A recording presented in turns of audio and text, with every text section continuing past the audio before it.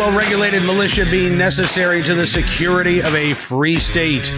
The right of the people to keep and bear arms shall not be infringed. Thank you so much for tuning in to another edition of Bearing Arms, Cam & Company. My name is Cam Edwards. It is good to have you with us today. Coming up in a matter of minutes, we're going to talk with Karol Markowicz with the New York Post about life in the Big Apple under the coronavirus closures, including how those closures have impacted the Second Amendment in New York City, with the closure of the city's oldest gun store, continued closures of gun ranges, and there are concerns that some of those closures may become permanent as well. And as Karol explains, also maybe a new appreciation for the right to keep and bear arms, and new dissatisfaction with the state of New York City's gun laws from some long-time gun control supporters. Take a look and a listen. Karol, thank you so much for coming on the program. It's great talking with you today. Thanks for having me, Cam. It has been far too long, but I'm really glad that you're here, and I hope that I get to hear you say the word Cuomo-sexual at some point over the interview, because you have been so you live in Brooklyn, right? Yes, that's right. You have absolutely been on fire talking about both the city and the state response to COVID-19 and the continued lockdown. I mean, we know that New York City was, one of the epicenters of the coronavirus, but as far as cases go currently, it looks like things are starting to get a little bit better. And yet the city is still basically locked down, is it not? Right. Yeah, there's just no sanity to this approach. And, I feel like I'm not a truther, Cam. I'm not some COVID truther. I took it very seriously far earlier than my governor or my mayor. I pulled my kids out of school before that was the official rule. I feel like I've been taking this seriously the whole time, but if we're going to look at the science says that outdoor transmissions are almost impossible. So why are we not outside? Why are our parks and playgrounds not open? What is it's really frustrating because these people claim to be the party of science, and yet science has nothing to do with their authoritarian impulses. And so they're just, little tyrants keeping us all inside. We've also seen, I think, a love fest for Andrew Cuomo, including, CNN letting his brother interview him repeatedly. And I find it fascinating because, go back a month or so and, there's all this talk about, Andrew Cuomo, boy, they should replace Joe Biden with Andrew Cuomo. Then the news comes out that, Cuomo actually ordered these COVID positive patients back to nursing homes. We saw this explosion of cases, thousands of deaths. And what's your take on the media's response to this information? Are they starting to hold Cuomo accountable, or are they still just... No, they're not. They're still doing Comedy Hour over at CNN with his brother, who, by the way, broke quarantine after actually testing positive for coronavirus and being sick with the virus. But that never gets discussed. The CNN once mentioned that, of course not. They are in some homosexual relationship with him. They decided that he's the voice of reason. And again, I feel like I've been fair to him. In the beginning, I too thought he was doing a good job. He was calm. He presented the numbers. He seemed in control of the situation. But then when action was actually necessary, more than just emoting, he found it impossible to do that. And so the governor is very good at being an emotional support system maybe for the state, but he has failed completely on the actual action of this. And the fact that New York has been the epicenter of coronavirus did not have to happen. It happened because of his negligence, because of the mayor's negligence, and they should be held accountable. And you look now, I mean, we've been covering a couple of Second Amendment related stories in New York. John Jovino Gun Shop, which opened in 1911, closing his stores permanently in Lower Manhattan. The West Side Range is still closed down, one of just a few, ranges in New York. And they've actually got a GoFundMe, where their patrons have been contributing tens of thousands of dollars to help them just pay rent while they're closed because, the landlord. So, I mean, the very fabric of New York City, it seems, is changing the longer the city is shut down. What have you seen in your neighborhood? Yeah, on the Second Amendment issue, so many of my moderate to left-leaning friends started investigating how to get a gun when this started. Like, yes, hello, welcome. This is, it's and the best part is when they discovered how impossible it is to do that in New York City. It's like, wait, what? I can't just get a gun? Like, no, you can't. That's what I've been saying for years. I thought I thought it was easier to get a gun than a book. That's what Barack Obama told me. Right, I thought I could just order one up on Amazon. What is this? But no, that's been an interesting side note to this thing. We're gonna realize. Yeah. Yeah. Actually, let's stay there for just a second. We'll talk about how your neighborhood has changed, but it is interesting because around the country, obviously, gun sales have just been at historic high levels over the past couple of months. Anecdotally, we're hearing from gun store owners that a majority of their customers are first-time gun buyers. Not even a sizable portion, but we're talking like 75, 80% of the folks walking through these gun shop doors have never owned a gun before. And this is true, whether we're talking about, outside of Detroit, Michigan, the Los Angeles area. And I'm sure that's the case in New York as well, although it might be in New York City, more people wanting to purchase a firearm rather than actually being able to get one because of the licensing laws and things of that nature. Exactly. And I think that the people who think they can get a handgun and then are turned away might turn to the easier, getting a rifle. And we're going to have a lot of rifle owners in New York City. And that's going to be, an interesting side note to COVID-19. Absolutely, it will. And, listen, I mean, on the one hand, I don't think anybody's happy to see the devastation of these small businesses. On the other hand, it would be interesting if this does lead to an increase in Second Amendment exercising, but also, activism for the Second Amendment as folks, do realize, hey, wow, I've been lied to. I was told that it was so easy to get these guns. I was told that, we needed all of these gun control laws, and yet it's law-abiding people like me who are being affected by them. Do you think that could have an impact on, at least even a small impact on support for the Second Amendment? I really do. I don't have a lot of faith in New Yorkers, turning conservative or even standing up for, small, government. But yeah, I do think that a lot of people were surprised at how difficult the process is and how impossible it was for them to acquire a gun, and during a time that they felt that they would really need one. And so I think that we're going to see people waking up to the idea that it's not quite something you can order up on Amazon like they've been told, and it's not something super easy to do. And we might see that kind of activism. Mm-hmm. I'm curious as well. You talk about in the first weeks after the stay-at-home order was announced. That's obviously when we started to see this surge nationwide. But as we head into the summer months and things start to reopen, I'm curious if that desire, dies down, or if you think that it stays high. I mean, we're looking at, images out of Minneapolis today of, buildings on fire, rioting taking place. There were reports of several shootings in Minneapolis over the course of Wednesday evening. If it looks like this is going to be a summer of unrest, what do you think? What do you think that does to the mentality of I really would like to have a firearm to protect myself and my family? Yeah. Well, that's the other thing, right? Of course, the people who are now turning around on gun rights, it's only for their own families. They might not necessarily still agree that other people should get it, which is part of the issue here. But I also think that licensing, that New York has stopped issuing licenses for this time period. So I wonder if we're going to see a big bump because of that. Am I right on that, Ken? Do you have any idea? I have to go back and check. It wouldn't surprise me if that were the case. Although, New York City has demonstrated it really doesn't want Supreme Court review of any of their gun laws. So if they were to just, flat out stop accepting licensing or license applications, because we're not even talking about concealed carry. We're talking about the license you have to possess a firearm in your home, right? Oh, yeah. Forget about concealed carry. Yeah.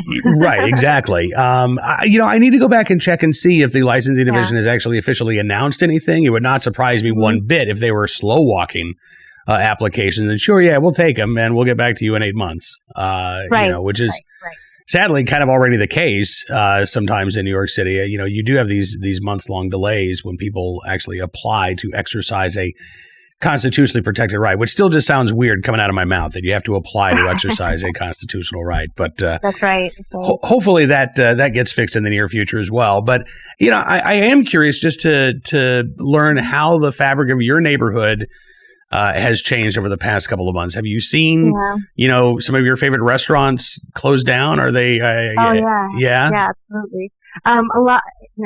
A lot of them have closed and not reopened. Some have reopened for takeout, but they're really struggling. It just is, again, back to the whole, there's no sanity. Bars are closed, even bars that have outdoor areas, but people are now allowed to take drinks to go, which had been the only positive of this whole time, that they've allowed drinks to go in New York City. And so they're drinking them with their friends on the sidewalk, but they can't drink them in the outdoor seating area of the bar. It's just, there's so much that makes no sense, and there's nobody to appeal to. Our governor and our mayor just are so into blanket policies that make things fair that there's no just differentiation between a bar that can open safely and a bar that maybe cannot for now. But yeah, that's just our situation right now. Also in my own neighborhood, it's been like a really stressful time. Cases in my neighborhood are very low, but stress is extremely high. Everybody is just reporting on each other. I feel like our neighborhood boards are overrun with, quote unquote Karens who are just calling the police on their neighbors because they think they have too many people over, or constantly complaining about runners or bikers not having masks on. And it's just become such a sad moment for my neighborhood, which has always been kind of a great place to live, even though it's very, very leftist. I live in Parksville, Brooklyn, kind of the epicenter of leftism. But it's always been like a really nice, friendly neighborhood, a good place to be. And now it's just, everybody's just watching each other with, suspicious eyes, and going to call the police on any situation at all. So we had a neighbor call the police. We had a plumber in here for an emergency. And they just assumed that we were having work done that wasn't allowed. And, the police came, looked around, were like, okay, and left. But that's the situation right now. And it's really you sad. Actually had officers called to your home? Mm-hmm. Yep. In like the early days of the lockdown too, which was extremely high stress. We had a leak in our bathroom, which had to be fixed. Emergency plumber came, and the police came, and, but it was allowed. So what are you going to do? But, somebody on our block called the police, and that's like just a very unpleasant feeling. Well, yeah. I mean, for folks who don't know, you were actually born in the Soviet Union, correct? Yeah. Mm-hmm, that's right. And moved here as a child. Yeah. I mean, did you, that, I got to tell you, and we'll get into some of the Karens in Farmville, Virginia, because we actually have some of them here too. But, I mean, that sounds like the Park Slope Stasi, calling out neighbors, and I think someone's having unauthorized work done on their house. Mm-hmm. That's, I mean, right. Does that It really is scary, and I wonder how we recover from it. And I wrote a piece for the U.S. Spectator about Karens before Karens became the word on everybody's lips this week. Right. But I wrote a piece about how we're going to have neighborhoods and communities, and after this is all over, and if we let the Karens of the world destroy that and make us suspicious of each other, we won't have anything left when this is all over. And that's really unfortunate. Yeah, it is. And again, I mean, this is an attitude that I think is, it's not just confined to New York or, far left areas. Here in Farmville, Virginia, we've actually had police called on churches. Because people have said, I think there are more than 10 people in that church, and that's as many as we're allowed to have at the moment. And the police have actually come out. I don't think and by the way, they weren't violating the social distancing rules. Police went out, they checked, and just as in the case of you having that emergency work done in your home, there was nothing nefarious that was taking place. But again, you're right. We're casting these suspicious eyes on our neighbors where we're willing to call the police.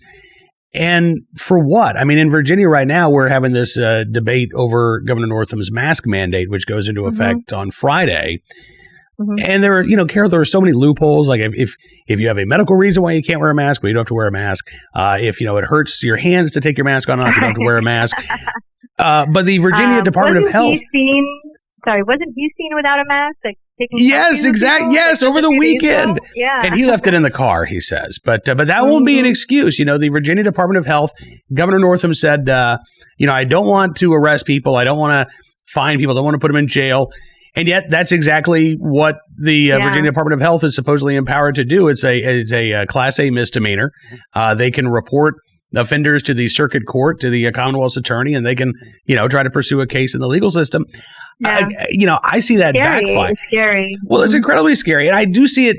I see it backfiring. I mean, to me, it seems like what we should be talking about are, look, common sense ways to protect yourself, protect your family, do the simple things, the things that we all know we should be doing.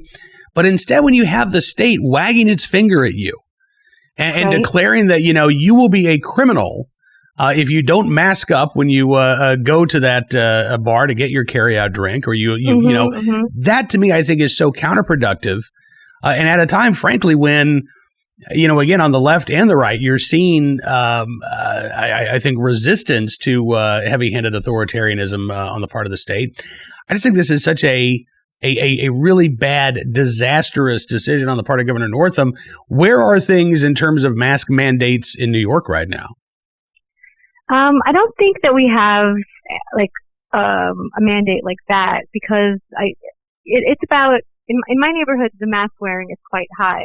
But if you leave Brooklyn, it really dips. And so New York State is sort of interesting because we have so many rural areas, so many areas that are not densely populated. Mask enforcement in those areas will be pretty impossible, and they also just don't make sense. I think we've gone a little too far, and I'm in the real world, I'm pro-mask. I wear my mask when I leave. I live in Brooklyn. I get it. We're close to each other. We're all on top of each other. I put the masks on my children, 10, 7, and 4. And, that's not an easy thing to do. They went on their scooters yesterday with their masks on, complaining the whole way. But we're doing it, and I get it. But it doesn't work for everywhere. And it mostly makes no sense outside because, again, outdoor transmission is so incredibly difficult. Should we wear it inside small stores or bars, or whatever, when we go inside small enclosed spaces? Sure. But the fact that we're all wearing it outside without questioning it too much is just, I think people want that level of security, that blanket of security, and they really don't realize that it sort of doesn't really do anything. Yeah, I think that's right. And listen, I'm with you. I wear a mask when I go shopping, when I go to the store. My wife has a compromised immune system. I know it's not, it's not even, I was going to say it's not 100% effective. For me, with my big bushy beard, it's probably not even 50% effective, but it's better than nothing. But again, and it makes other people feel comfortable. I do it to them. I get it. They feel more comfortable if I'm wearing a mask. I'll do it. I will. I will be honest with you. I don't. Yeah. I don't. But I also don't freak out on people when I'm walking through the store and I see somebody who's not wearing a mask. My attitude really is, I'm a fairly libertarian leaning guy. I'm a live and let live kind of guy. I'm not going to freak out and call the manager when I see somebody who's not wearing a mask. And more importantly, I just think that, the government enforcement of a mask mandate creates more problems than it solves. I mean, very early on, we heard President Trump talk about how the cure can't be worse than the disease. And I think these, heavy-handed government mandates are a cure that is worse than the disease. And frankly, I don't even think they're a cure. They're a snake oil cure. Yeah, absolutely. And again, we need to have a society to go back to when this is over. And the angrier people are getting, the more stir-crazy they're getting in their homes, all of that is going to be very hard to get over. And it would be great if we had some leadership that made some sense of the rules and regulations, but that's not the case right now, at least not in New York, and it doesn't sound like in Virginia either. I think we might even be worse in Virginia than you are in Brooklyn. That's depressing. Wild. I know. Last question. Do you see a light at the end of the tunnel at all in New York right now? It's hard. It's really hard to see. Another sort of really bad angle of all of this is I've seen that people just wait for the government to tell them what to do. And I mean that in the opposite way too, where in the beginning of all of this, I stopped sending my kids to school before the government told me to.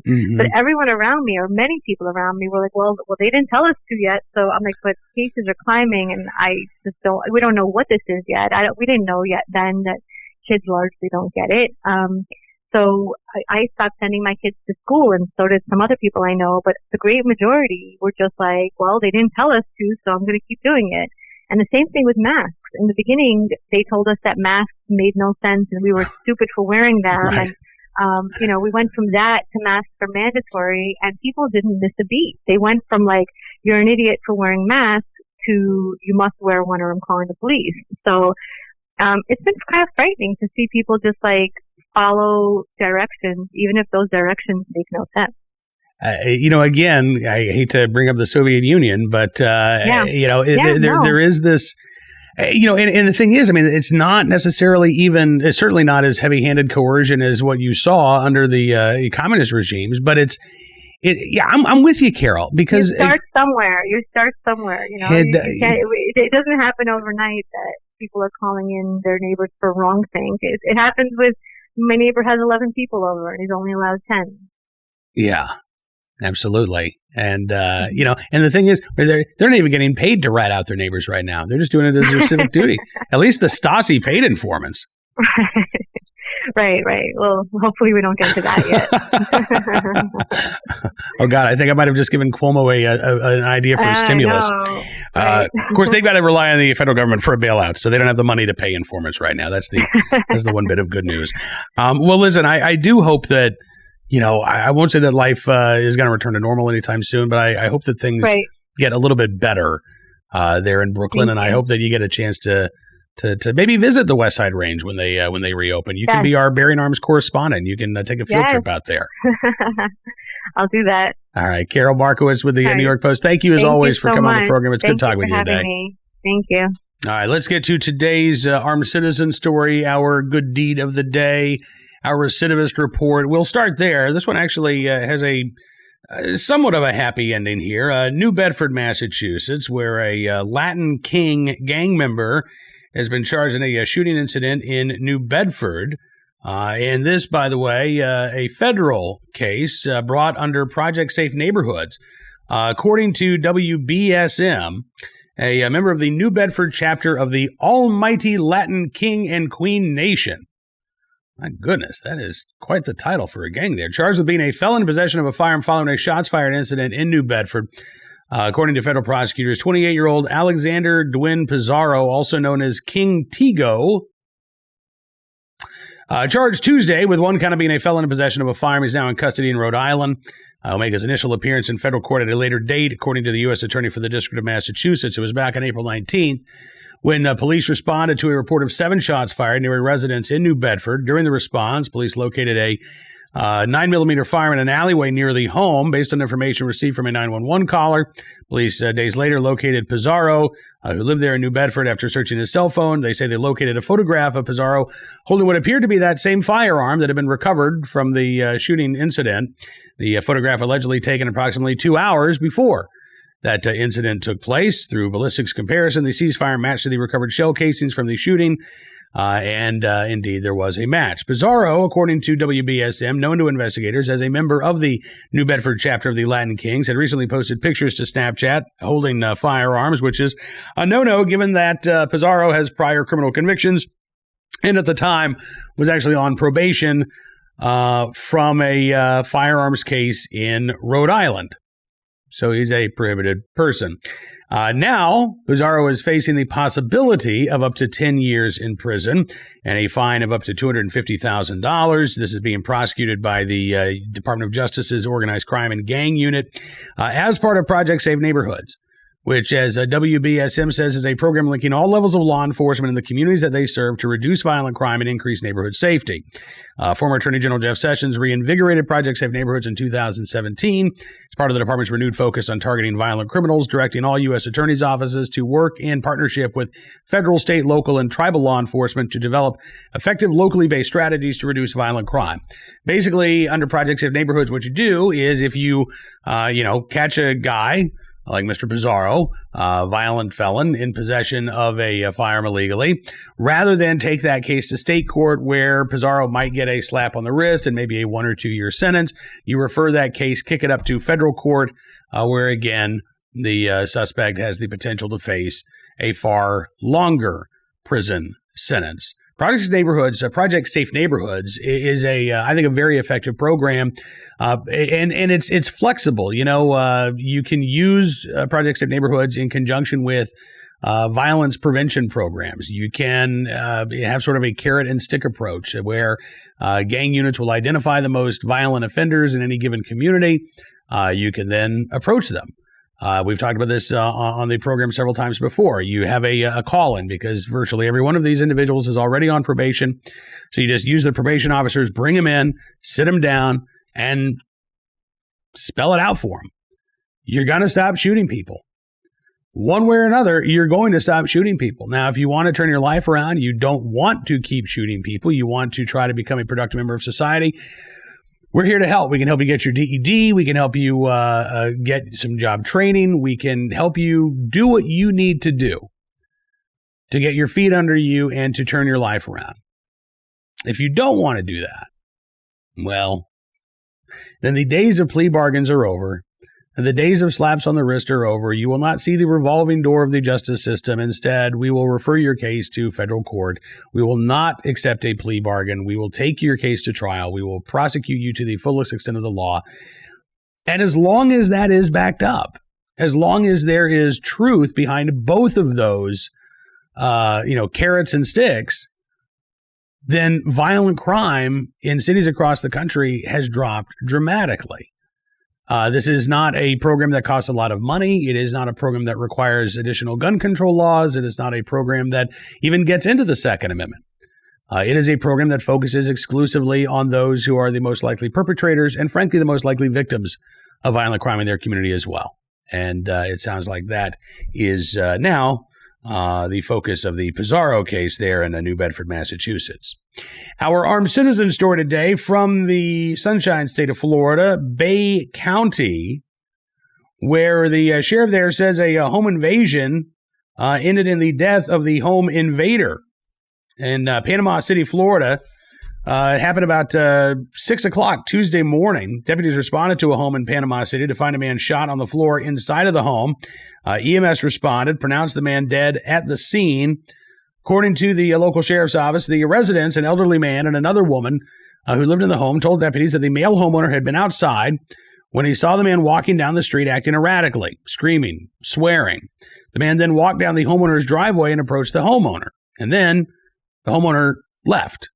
He went back inside his home to get away from the stranger on the street. Stranger then followed, beating on the door to the home. Then he busted in the glass door and broke in. Stranger knocked the woman to the ground, began beating her on the head. The homeowner said that he felt he could not physically stop the intruder, and so he went upstairs to get his firearm. He discharged the gun multiple times, ending the threat, according to deputies. The woman was taken to a local hospital for treatment of her injuries. The intruder has been identified as 31-year-old Nathan Jarrell Edwards. Deputies say that Edwards was from Georgia, staying in a short-term rental about a block away from the scene of the incident. They still don't know what exactly prompted Edwards to attack the strangers after breaking into their home, but the investigation does continue. The homeowner, not expected to face any charges. This was a pretty clear-cut case of self-defense. And finally today, our good deed of the day from the state of Massachusetts, where a good Samaritan in the right place at the right time to rescue a stranger from a burning car. This is Andover, Massachusetts. Harold Greer is another driver who stopped to help. He said the guy was something amazing just to be able to get in there. Greer actually took that picture that you just saw from his dash cam video of this man helping out the stranger from a burning car. Driver had several broken bones, according to Greer. He was in bad shape. Greer says he never got the Good Samaritan's name, by the way. He said he deserves recognition for his selfless act. He said, I really appreciate that one guy stopping, because you just never know. You never know when it's you that's stuck and need help, and people are just like, oh, well, it's not my problem. He said, people could be dying. Greer himself helped pull the passenger out of the vehicle farther away from the crash site as the flames grew. He said, you felt the heat. You felt when the tires blew and the gas tank went. He said, you felt the blast from it. According to Massachusetts State Police, the car veered off of Interstate 495, slammed into a wooden median strip about 6 o'clock Tuesday morning. Driver and the passenger injured in the crash, taken to a hospital. No word on their condition. State Police still investigating the cause. And again, we don't know the name of that Good Samaritan, but in the right place at the right time and willing and able to do the right thing, whoever you are, we thank you for your very good deed. That is going to do it for this edition of Bearing Arms Cam & Company. Now, coming up on tomorrow's program, we're going to talk with Rick Ector from Rick's Farm Academy of Detroit, firearms instructor who is in Lansing, Michigan today, along with other folks like Maj Toure from Black Guns Matter, Mike Lynn Jr., local activist there in Lansing, Michigan, for a rally against racism.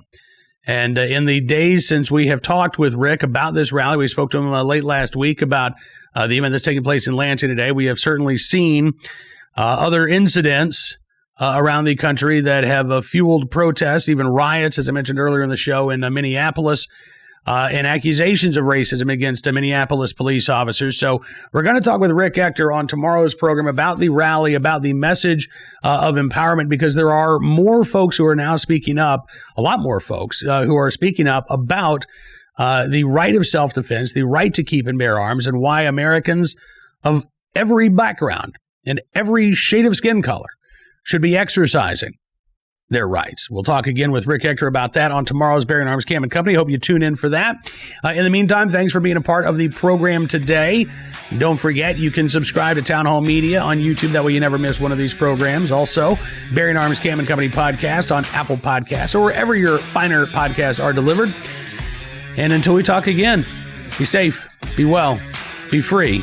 And we'll see you soon with another edition of Bearing Arms Cam & Company.